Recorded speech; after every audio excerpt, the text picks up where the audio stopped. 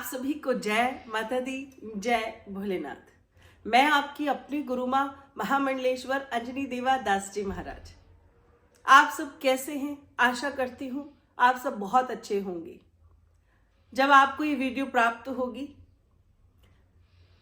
अंग्रेजी कैलेंडर के अनुसार जिसे आप नया साल कहते हैं, वे प्रारंभ हो चुका होगा। इस साल बड़े ही सौभाग्य के साथ महाकुंभ सनातन धर्म का महापर्व का आयोजन होने जा रहा है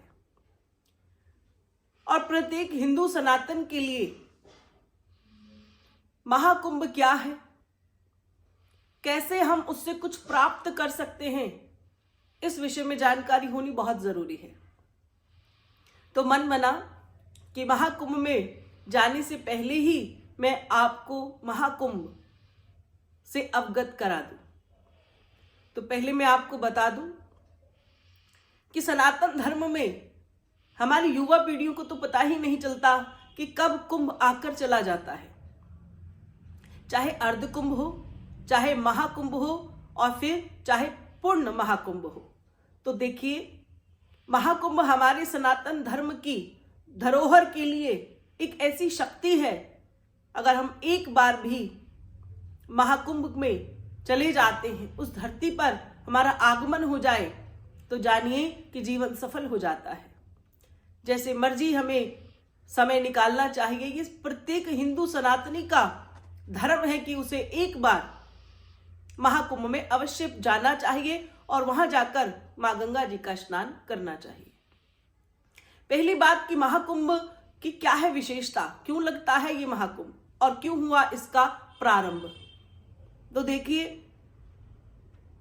महाकुंभ का प्रारंभ उस काल से हुआ जब समुद्र का मंथन किया गया और समुद्र मंथन में जब अमृत कलश आया और वे कलश से निकला अमृत, कलश को पहले कुंभ कहा करते थे। उस कुंभ के भीतर जो अमृत निकला था, वह अमृत जो है सभी देवताओं को प्राप्त होना था।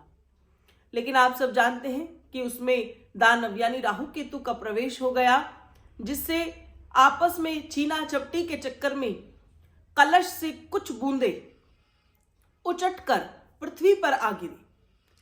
आप जाने कि महाकुंभ जो है ये बहुत ही खास और विशेष है, क्योंकि जो अमृत निकला था वह इतना शक्तिशाली था कि हमारे लिए वे अनमोल औषधि थी।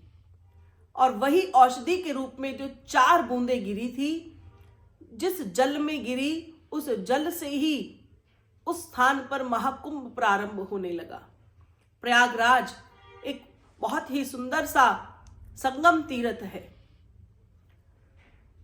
हरिद्वार जिसका महिमा जो है मुख से बखान नहीं किया जा सकता। उज्जैन महाकाल बाबा की नगरी, और अंत में मैं आपको बता दूं नासिक। ये स्थान ऐसे हैं जहां पर 12 साल में एक बार कुंभ लगता है। यानी जो व्यक्ति कुंभ के काल में शुभ मुहूर्त में जब तीर्थ में जाकर स्नान करता है, वहां की भूमि को स्पर्श करता है, तो व्यक्ति के प्रारब्ध, व्यक्ति के शरीर से नकारात्मक ऊर्जा का सदैव सदैव के लिए नाश हो जाता है। तब से ये महाकुंभ का जो पर्व है ये प्रारंभ हुआ।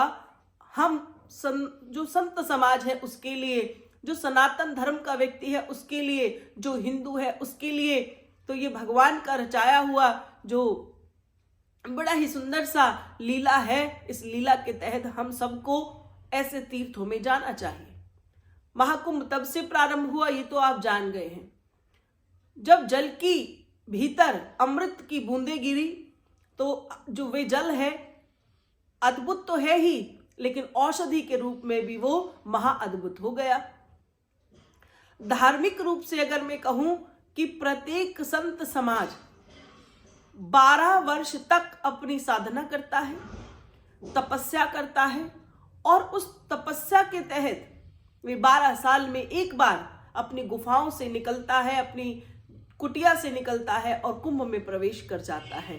कहते हैं कि संत का सौभाग्य होता है कि वे 12 साल वाला महाकुंभ का जो है वे स्नान अवश्य करें। एक संत जो है उसके लिए ये सौभाग्य की बात होती है। ऐसे में हम सभी को संतों के दर्शन करने हेतु, वहां की रज का स्पर्श करने हेतु और पवित्र गंगा जी का स्नान और आचमन करने के लिए, ताकि हम अंदर से पवित्र हो जाएं, ताकि हमारी बाह्य कवच, हमारी काया पवित्र हो जाए और हमारे जीवन का जो मार्ग है भगवान को प्राप्त करने के लिए, उससे हमें शक्ति की प्राप्ति हो। इसलिए हमें महाकुंभ में जाना है। अगर आप सच में कथा को सुन रहे हैं, मेरी बात को सुन रहे हैं, और अगर आप महाकुंभ आना चाहते हैं तो आप मुझसे संपर्क कर सकते हैं। आप शिव शक्ति धाम के चैनल से जुड़िए और जिसको भी किसी भी प्रकार की वहां के लिए कुछ भी पूछना है या वहां पर वे आना चाहते हैं, वो मुझसे संपर्क कर सकते हैं। तो मैं आपको आगे बता दूं कि महापर्व जो कुंभ है वो इस वर्ष 144 साल के बाद लग रहा है। इस कुंभ को हम पुण्य कुंभ कहते हैं। बड़े सौभाग्य से ये समय प्राप्त होता है। लोग रास्ते से घर चले जाते हैं, वहां पहुंचकर उनको सुविधाएं नहीं मिलती है, ये सब भाग्य की बात है। लेकिन जो व्यक्ति, जो जीव आत्मा इस पुण्य कुंभ में जाकर केवल मात्र दर्शन कर ले, उससे भी उसके जीवन के जो भी संकट है, जो कष्ट है, जो प्रारब्ध है, उनका नाश हो जाता है। तो इसलिए आपको बहुत जरूर से जरूर समय निकालकर इस बार पुण्य कुंभ में आपको स्नान के लिए जाना चाहिए।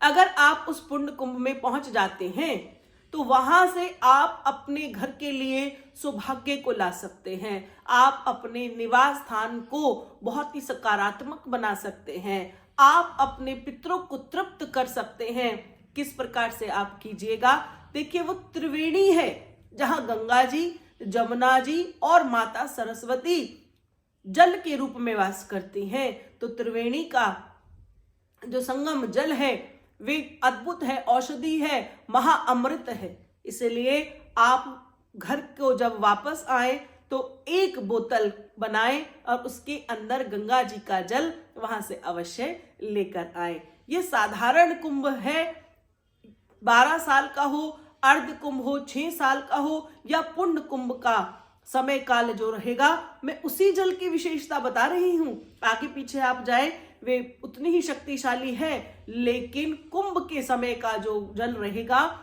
उसकी महिमा अपरंपार रहेगी। इसीलिए आप वापसी के समय गंगा जी का जल भरकर अवश्य लेकर आएंगे। अगर आप वहां जा रहे हैं तो एक छोटी सी पुड़िया आप बना लीजिए और जो संगम के तट की बालू है, जो रेत है, चुटकी भर रेत अपने घर में लाकर अवश्य रखिएगा। छोटी सी कहावत है कि ना जाने किस वेश में नारायण मिल जाए, और ये सत्य है। हजारों करोड़ों संतों में कहीं ना कहीं, किसी ना किसी रूप में ईश्वर भी वहां होंगे। इसीलिए उसकी मिट्टी को आप स्वीकार कीजिए, वे भगवान की साक्षात आशीर्वाद आपको प्राप्त होगा। इसलिए एक डिब्बी में, एक कागज में लपेटकर वहां की बालू अपने घर में अवश्य लेकर आएं और घर लाकर अपने बच्चों को उस माटी का तिलक अवश्य लगाएं। बहुत ही सौभाग्यशाली है। कई बार आप देखते हैं कि हमें रास्ते में कोई साधु मिलता है, वो हमें पुष्प देता है, हम कहते इसका हमें क्या करना है, हम उसे फेंक देते हैं। सबकी जैसी सोच। लेकिन मैं आपको बता दूं कि महाकुंभ, पुण्य कुंभ में अगर आपको कोई साधु आशीर्वाद दे दे तो वो आशीर्वाद फलीभूत हो जाता है। इसलिए संतों के दर्शन करने के लिए हम वहां जाते हैं। मैं पहले ही कह रही हूं कि ना जाने किस वेश में नारायण मिल जाए। सभी को प्रणाम कीजिए। अगर कोई व्यक्ति, कोई गुरु, कोई किसी अच्छे भाव से अगर आपको वहां बैठकर एक पुष्प भी दे दे तो आप उस पुष्प को फेंके नहीं और उस पुष्प को भी आप अपने निवास स्थान, अपने घर में अवश्य लेकर आए और उसे उनका आशीर्वाद समझकर अपने पास अवश्य रखें। इससे क्या होगा, आप देखिए कि आशीर्वाद में सब कुछ है। और ये उपहार जब संत आपको दे देते हैं, संतों के पास सोना नहीं, चांदी नहीं, पैसा नहीं, उनके पास आपके चढ़ाए हुए पुष्प ही होते हैं। इसी पुष्प में से वो एक पुष्प आपको अपनी साधना, अपनी भक्ति के तहत देते हैं। उससे क्या होता है, आप जान जाएंगे अगर आप इन कार्यों को कर लेंगे। अंत में आपको अगर कोई भी वहां से प्रसाद प्राप्त होता है, अक्सर वहां गीला प्रसाद भोजन रूप में मिलता है, लेकिन अगर कोई भी आपको वहां से सूखा प्रसाद प्राप्त हो, वे सारा खुद ना खा ले, अपना पेट ना भरे, कोशिश कीजिए उस थोड़े से प्रसाद को आप अपने निवास स्थान पर अवश्य लेकर आए। अगर आप घर के सभी सदस्य जा रहे हैं तो बात और है, अगर आपके घर का कोई एक सदस्य जा रहा है तो आप अवश्य ही अवश्य किसी भी स्थान से, किसी भी आश्रम से, वहां पर कहीं पर भी जहां आपको संत कुछ प्रसाद दे तो उस प्रसाद को आप थोड़ा सा खाएं और थोड़ा सा अपने घर जरूर लेकर आएं। अगर संभव न हो तो आप किसी भी मंदिर में जाएं, वहां भगवान का दर्शन करें और दर्शन करने के उपरांत अगर आपको वहां से प्रसाद प्राप्त हो तो उस प्रसाद को थोड़ा सा आप अपने घर जरूर लेकर आएं, क्योंकि कुंभ में जो संतों का आगमन होगा तो समझ लीजिए वही बैकुंठ धाम है, और बैकुंठ धाम की सांसों में भी ईश्वर का वास है, संतों में भी ईश्वर का वास है। भगवान कहते हैं कि संतन हरि सेवा, अगर आप संत की सेवा करते हैं तो आपको साक्षात हरि सेवा प्राप्त होने लग जाती है। इसीलिए महाकुंभ में जो जा रहा है वो इन बातों का विशेष ध्यान रखे और बहुत सारी शुद्धि कर आए, क्योंकि स्नान करने से मन पवित्र होता है, शरीर की शुद्धि होती है और हमारा भक्ति मार्ग में हम एक चरण और आगे आ जाते हैं। तो इनकी महिमा बड़ी अपरंपार है। मैं आपको दर्शन कराती रहूंगी वहां से, और आपको यही कहूंगी कि आप एक दिन के लिए आए, एक क्षण के लिए आए, जो अमृत शाही स्नान होगा उस काल में आए या फिर आगे पीछे भी पहुंचे, लेकिन आप जरूर एक बार स्नान कीजिए। ये स्नान आपके जीवन को बदल देगा, ये स्नान आपके जीवन में परिवर्तन ले आएगा। ये एक स्नान ऐसा स्नान रहेगा जो आपके पिछले कई प्रारब्ध को काट देगा। यही मेरे विशेषता है जो पूर्ण रूप से मैं आपको बताना चाहती हूँ, और यही कहूंगी कि कुछ ना कुछ दान, कुछ ना कुछ पुण्य कमाते रहिए, क्योंकि अगर हम खुद कमाकर खुद ही खा लेंगे तो फिर हमसे बड़ा मूर्ख कोई नहीं है। इसलिए भगवान की सेवा कीजिए, धर्म का प्रचार कीजिए और संतों का सम्मान कीजिए, क्योंकि संतों के सम्मान से ही ईश्वर प्रसन्न होते हैं। और हमारा सत्य सनातन धर्म शाश्वत धर्म है, ये शाश्वत धर्म है, इसलिए ये सदा सदा के लिए है।